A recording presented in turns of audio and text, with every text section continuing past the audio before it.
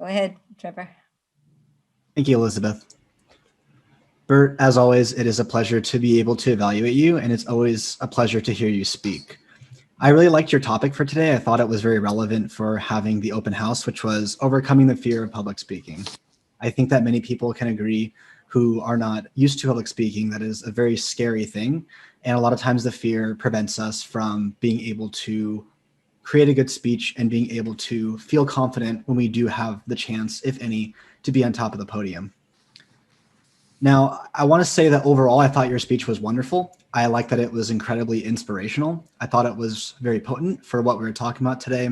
And I have really no feedback to give you in terms of your actual speaking with the speech itself. It was more with the topic that you talked about.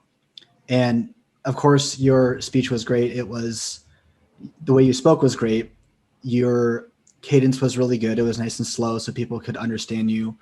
You had great hand gestures, and also you were able to get everyone to participate by getting them to raise their hand or getting them to think about their own experiences.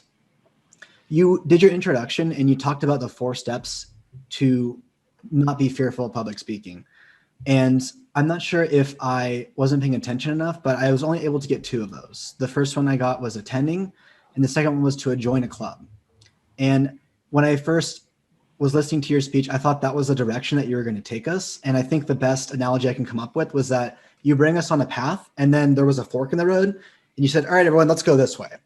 And I think that's fine. It's just a little bit jarring because I thought that what you're going to talk about were the 4 steps to overcoming fear. And then you kind of took a totally different direction and kind of talked about more general things. Overall, I thought that was a great approach. I think that it made that your speech was strong. It was motivational. You talked about great things, but I think that moment where I was kind of like, whoa, which direction are we going? Just kind of put me off my place a little bit. But of course, it was a wonderful speech. I learned a lot from it, and I made me remember my first time when I spoke as well.